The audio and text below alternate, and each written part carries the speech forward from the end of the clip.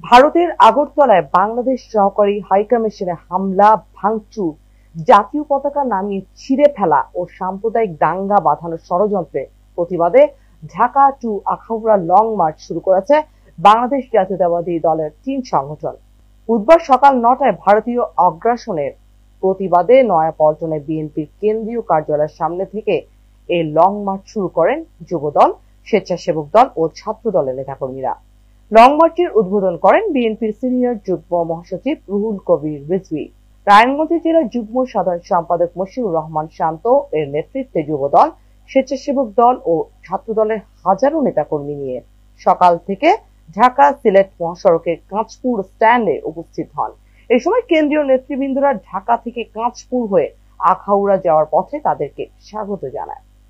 নারায়ণগঞ্জ জেলা আজকে নেতৃবৃন্দ এই লং মার্চ সফল করার উদ্দেশ্যে কাকপুর এসে উপস্থিত হয়েছে।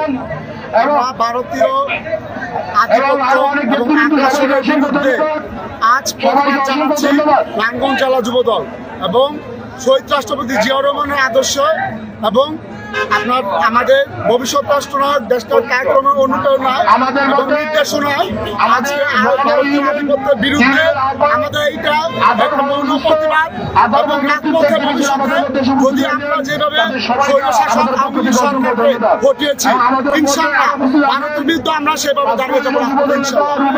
1971 সালের যুদ্ধে মানুষ যেভাবে ঝাঁপিয়ে পড়েছিল আপামর জনতা, ঠিক জুলাই আগস্টের যুদ্ধে, স্বাধীনতার দ্বিতীয় যুদ্ধে বাংলার মানুষ আবারও রাজপথে নেমে এসেছে। ইনশাআল্লাহ এই দেশে আওয়ামী লীগ এবং তাদের দোষরদের কোনো জায়গা হবে না। সবাই এখন রাজপথে আপনার রক্ত দিতে শিখে গেছে। এই দেশে আর কখনো আওয়ামী লীগের ঠাঁই হবে না ইনশাআল্লাহ। জেলা যুবদল রাজপথে ছিল, সামনে থাকবে।